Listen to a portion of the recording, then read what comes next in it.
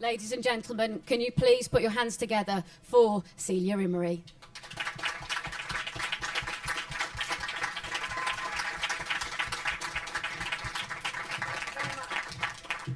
It goes on and on.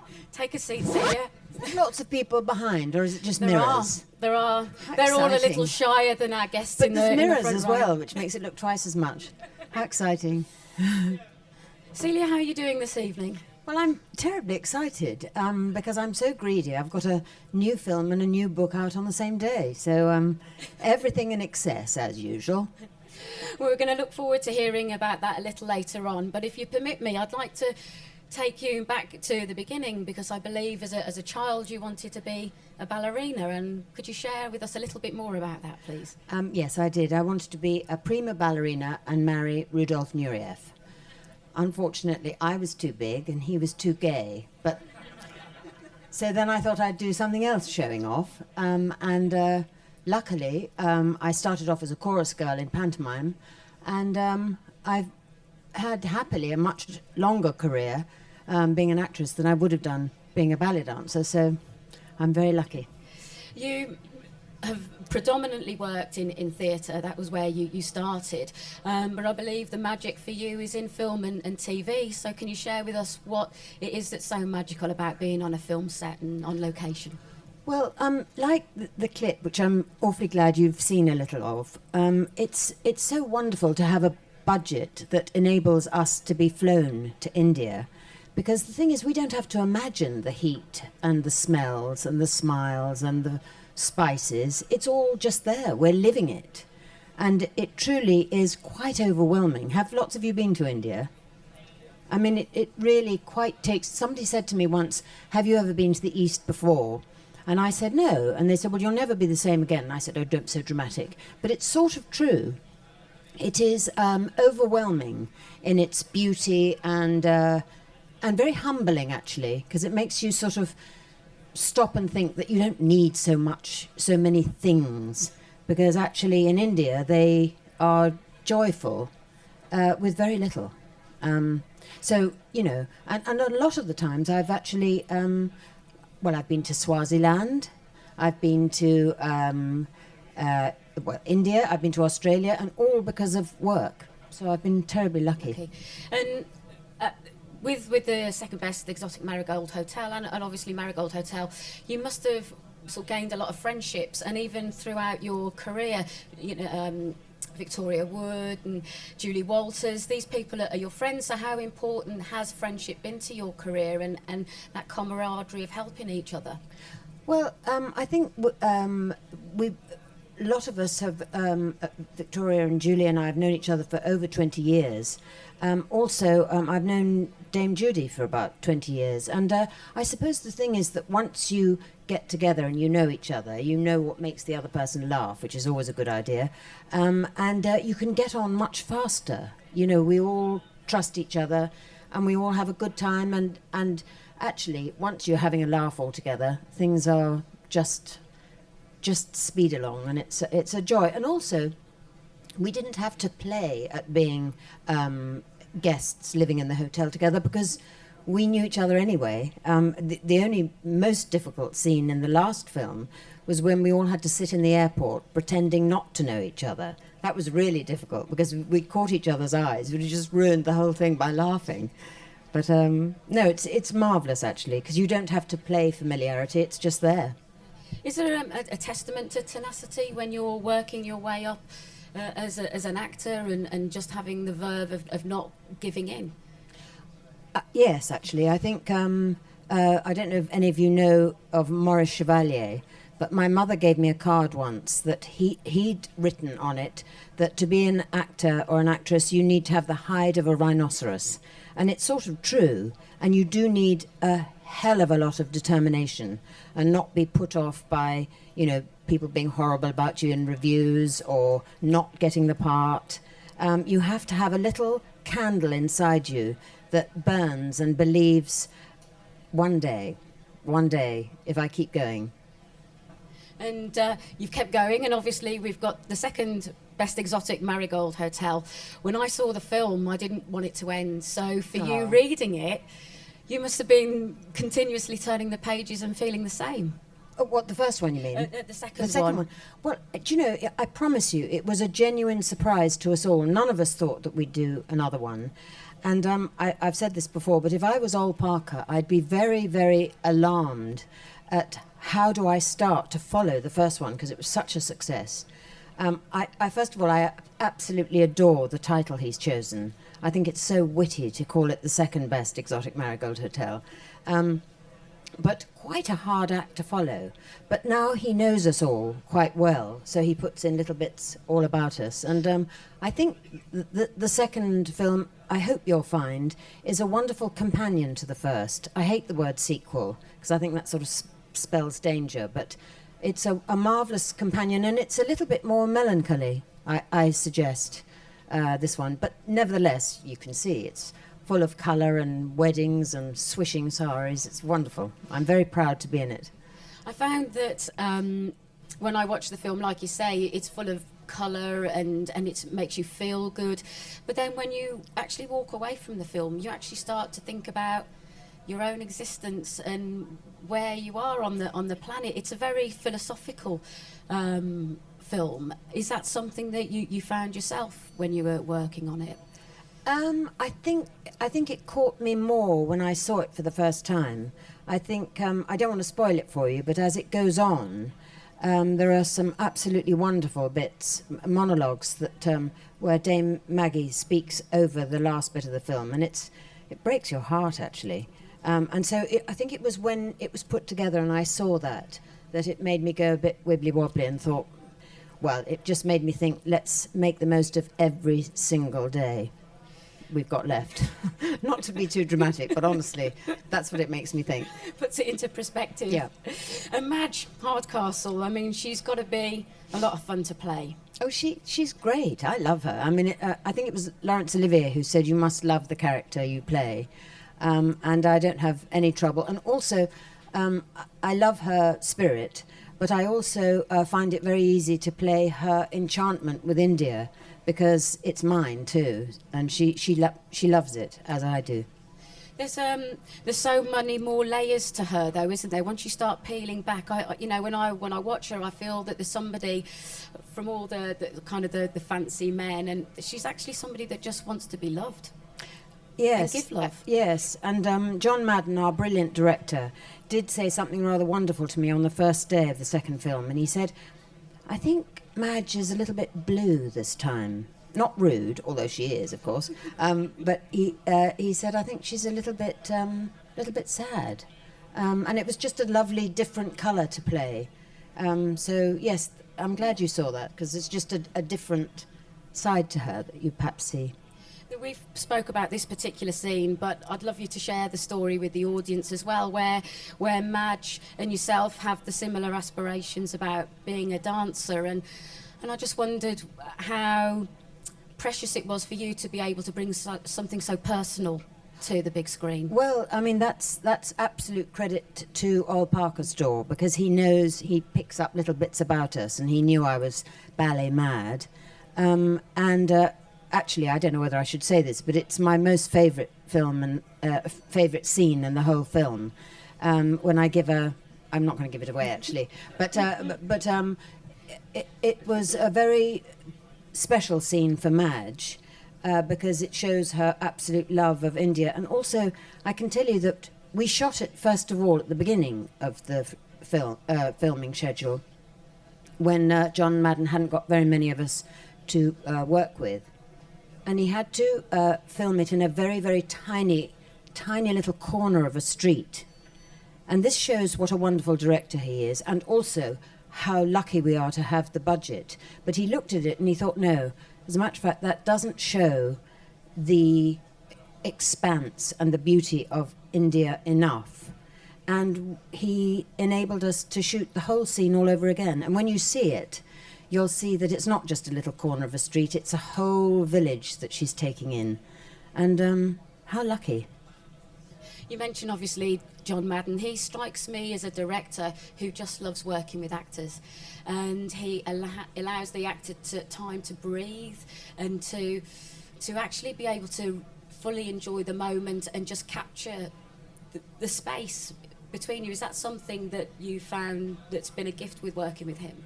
Well, yes, John Madden is very much a theatre director, actually. And I asked him, the other thing I love about this film is there are many more Indian actors you'll see in it. And I asked him, and he said they're all theatre actors, every one of them. And even though they have quite tiny parts to play, they're bang on, they're absolutely brilliant, especially the one I get off with. Well, I'm not going to tell you any more than that. But they're all wonderful. He taught me something marvellous, John, and I give him great credit for it. Because I'm amongst a cast of such wonderful, the two dames to start with, Dame Judy and Dame Maggie, it's sometimes I try too hard. And if the scene ends on my face, I was sort of going, and doing all these ridiculous faces, trying to make the most of the end of the scene. And he said, no, just one look. You don't have to do 98 looks to try and convey one thought. So I'm indebted to him for stopping me overacting, as usual. You've whet our appetite there, Celia. Shall we have another clip? Oh, let's see a bit more.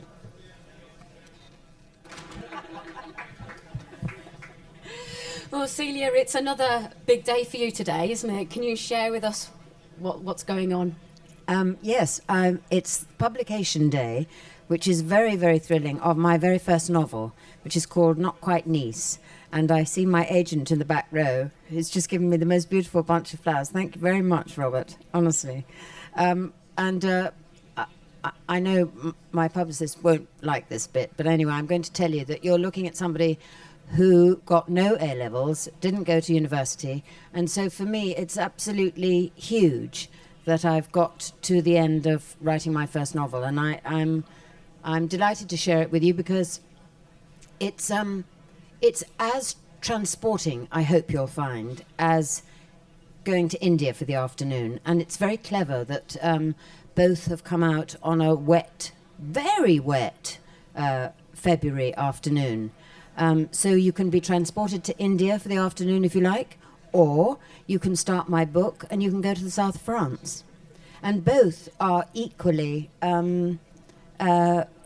fabulous escaping treats for you, I hope.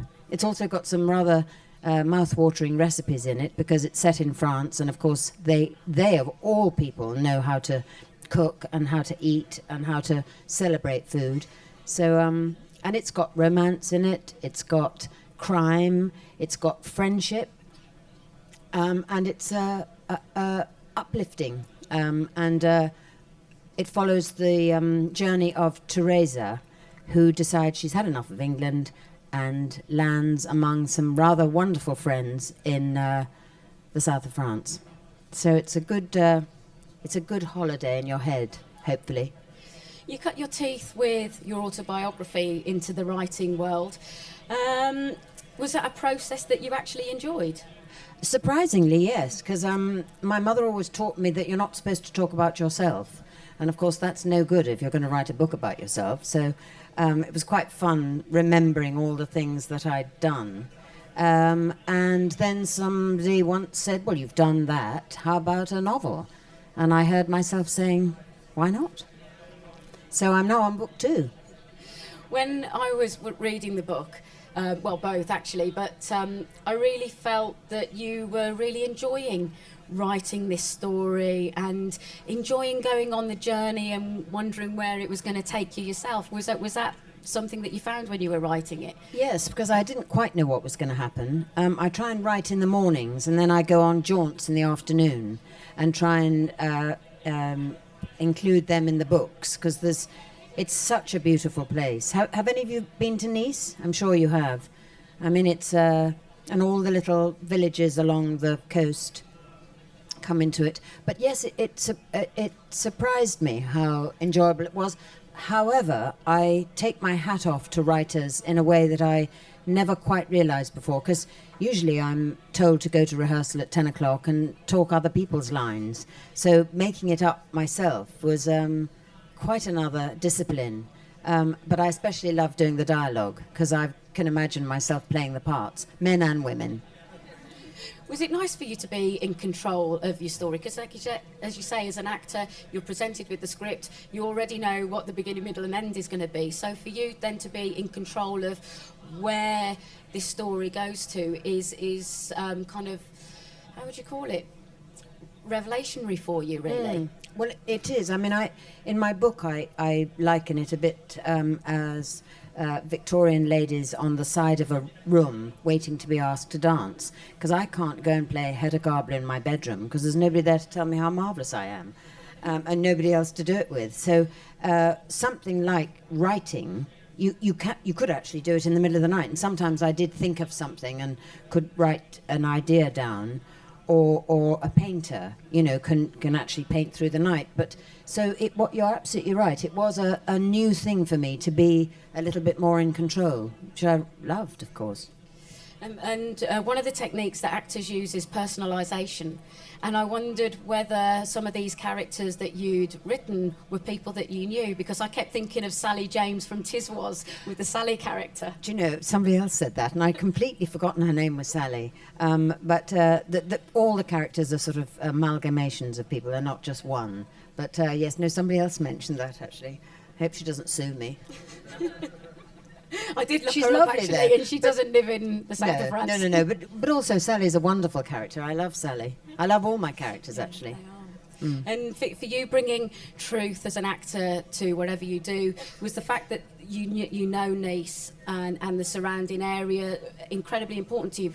Because for me, reading it was so vivid that I felt that I was transported there. Oh, and that's a lovely thing to say. Thank you. I actually tried to start my book too when I was in America in the autumn, and it was sort of hopeless because, for a start, it was just quite the wrong surroundings, I don't know about you, but the smell of a place is very important, I promise you, when you go to Nice and you go around the market, you'll come round the corner and you'll think, what is that smell? And you'll look down and it's a stall of strawberries. And honestly, I've never smelt anything like it. So, and the Americans haven't got the first idea about how tasty food is. I'm so sorry if I'm going to get shot now, but it's true. And so it was just the wrong environment altogether, which means that it's a marvellous excuse for me to go back. But it's also very important to write about where you are, and sort of like India is the star of these films, I think. Nice and Bellevue-sur-Mer, which is the fictional place that I set the book in, is certainly one of the great stars of my book, I think. May I make a comment on your writing as well? With both books, you have a beautiful command of the English language, and I just wondered whether you like words and language, whether that's something that's particularly important to you. More and more, actually, only because I guess I've learnt from writers like Victoria or Alan Bennett, and my friend Stuart Permott, actually, who they choose the words very carefully, because I can remember them saying Wednesday is a much funnier word than Monday, and I sort of understand what they mean. You've got to really choose the word that you absolutely need it to mean what you're saying, and sometimes I love words that sound like what they're supposed to, onomatopoeic words, and so you're not there to say, oh, by the way, I meant that. So you're not going to be there, so you've got to be absolutely clear about what you really mean, and don't be fuzzy, and don't be vague, because the more particular you can be, the more colourful it is, I suppose. You mentioned the word funny, and that's another great theme that runs throughout both of your books, is this tremendous sense of humour.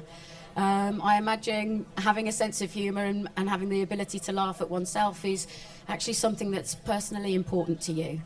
I think it's the most important thing in the world, don't you? I mean, first of all, to have a laugh, and then not to take yourself too seriously. I mean, really, truly, that's my philosophy. I think that laughter is a great healer of all. And so if I can make you laugh, I'm thrilled. And you mentioned recipes. I make myself laugh into the bargain. Oh, God, I only ever laugh at my own jokes, by the way. It's embarrassing. You touched upon recipes earlier on. Is that something that you like to do when you're not filming? Cooking? I do, actually. I'm getting better because I'm learning from the French. But I've got quite a long way to go. But Teresa, my heroine in the book, starts a cookery club. And so all the dishes that she decides to cook week by week are in the book for you to try. And they're very simple, but extremely tasty. And talking about trying, I'm sure there's an audience here that want to speak to you too. Okay. So who would like to put their first question to Celia, please? And don't be shy. The gentleman in the back there, in the blue shirt. Thanks.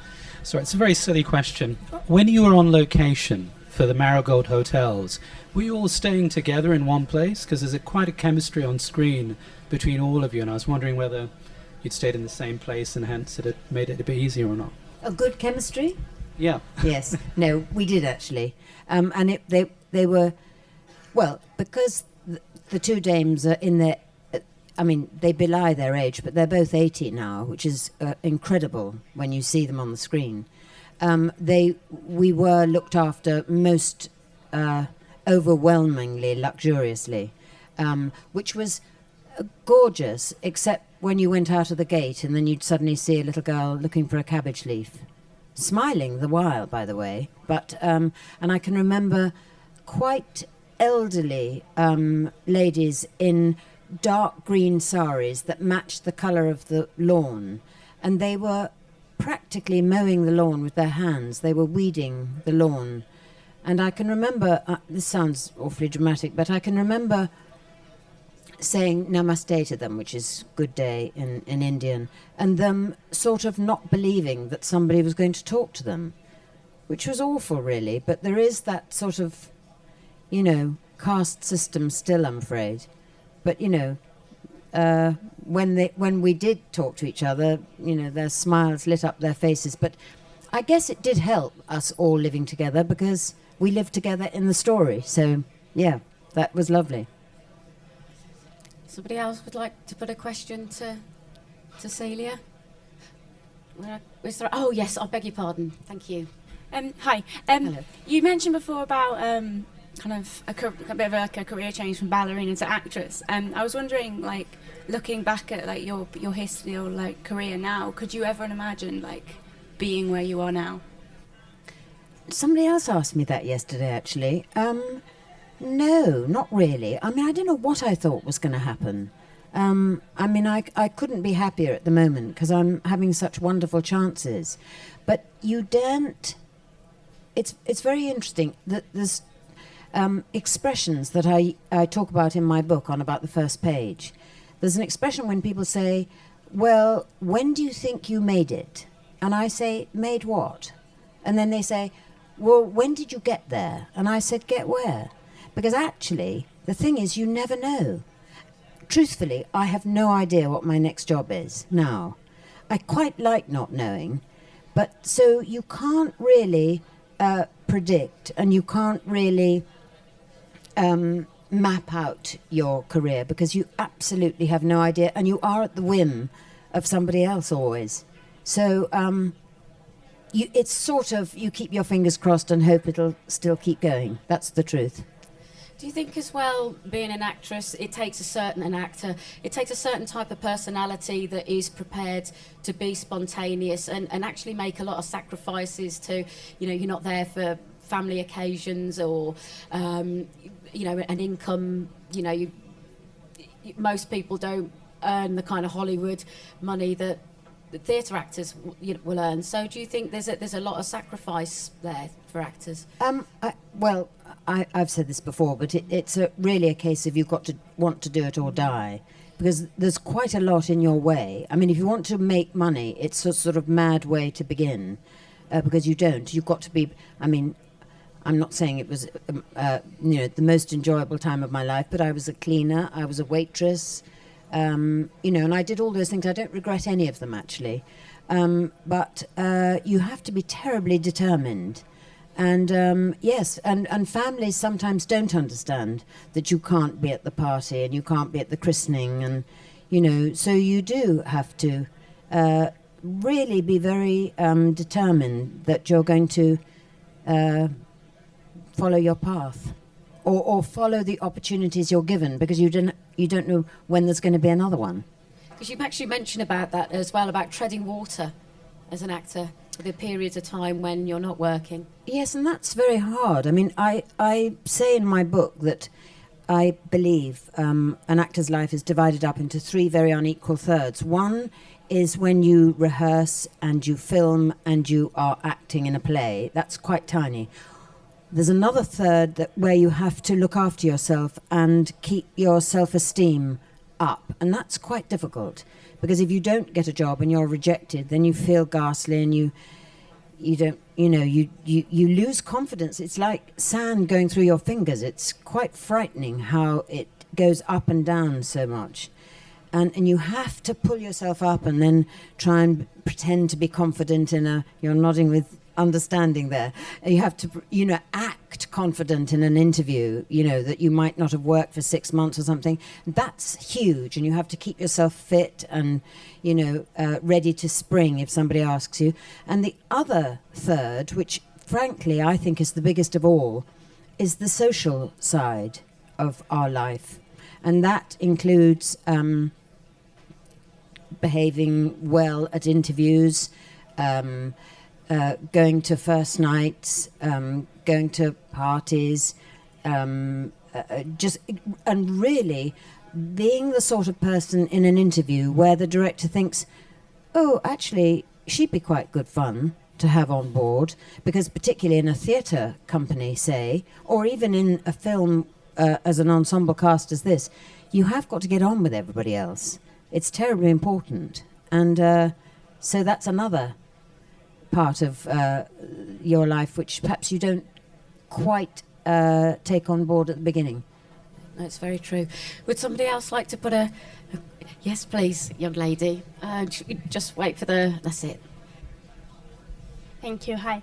Hi. How did you feel when you finished to write a book? Hooray! The end. It's a marvellous feeling, actually. It really is. Then, of course, you have to do all the proofreading, and because I'm an actress, I think there were quite a lot of people reading it very, very carefully and saying, look, you said it was Tuesday on page 7. How come it's suddenly Friday? And it's those sort of things that I've not looked out for. So I had quite a lot of corrections, didn't I, Robert? Which I hated. It was like getting no marks in your mental arithmetic exam or your homework being sent back. But, you have to do it. You have to get on with it and not make a fuss. But it's a fantastic feeling when you get to the end, actually. Another question for Celia? Oh, Hi. Hi. I was just wondering, what's next? Is there something else you'd like to try? You've now done the book. Is there another dream? Well, I mean, I don't mind saying that I think it would be... I think the book would make a marvellous screenplay, but I'm not sure that that's right for me to do it. It's sometimes a much better idea for somebody else's eye to do it. I don't know. I love to be dared to do things. And I really will, take a dare. The only thing I don't think I'm ever going to do, and I looked at it because I was in Nice trying to get book 2 well on the way a few weeks ago, and I went up to Valberg, which is, Nice has got everything. It's got sea, sun, and snow on the mountains. And I looked at these little tiny tots of about sort of 2 and 4 skiing down the mountain, and I could see that it was quite a good idea, but I'm not sure I'd do that, and I most certainly wouldn't bungee jump. Is that what you meant? The things that I might or might not do. I mean, I know that's probably not what you meant, but anything else that somebody will ask me to try, I will, of course. would you consider writing a screenplay yourself? A different one? Well, I hadn't thought of it, but if I get a subject that I would absolutely run with, why not? You wouldn't go down the Clint Eastwood route and direct? Gosh, well, funnily enough, I saw for the first time ever Play Misty for Me That's fabulous. the other day, and it was his directorial debut. I didn't realise that. But what a handsome hunk, though, isn't he? He made sure he photographed himself jolly well, I can tell you that. But, you know, never say never. Well, no, exactly. Talking about handsome hunks, I can't believe we've spoke about the second best exotic Marigold Hotel and not mentioned Richard Gere. I know. God, we're slipping, or I am. No, you're not. No. It must have been a treat working with somebody like him. Well, I'm forever starstruck. I really do mean that. I hope I always will be. So it was a huge thrill for us all when we knew he was coming. And it was quite clever, really, because in the story, he is a new guest in the hotel, and in our group of friends, he was a new person coming in. So it was quite a clever art reflecting life, really. Time for 2 more questions. Oh, yes, lady at the back. Hi, I heard you earlier today saying that it was overhearing a conversation in Nice that kind of inspired your book. Did you go to Nice for a holiday, or were you actually there to write the book? And No, funnily enough, I mean, I've said this before, but it is true. I went to Nice and completely fell in love with the place. Just for a holiday, actually, and it was in November, I remember, and I swam in the sea, and it was warm, and it was just marvellous. And one day I went out for a baguette and came back with an apartment. Truly, I did. It was just one of the most mad things I've done in my life, but I don't regret any of it. And so in the book, you will share my excitement that Teresa had when she bought her apartment just on a whim. And, you know, buying the furniture she buys, I bought. So it's very much in my heart about how she started her new adventure. But it really is the most beautiful place. So it's a joy to be there. And I hope that my joy is reflected in her joy in the book. You definitely feel that. Good. Yeah, definitely. Good. Well, I'm sure you'll join me in congratulating Celia and wishing you the very best of luck with your book and with the film. Thank you very much, Celia Imrie. Big round of applause, please.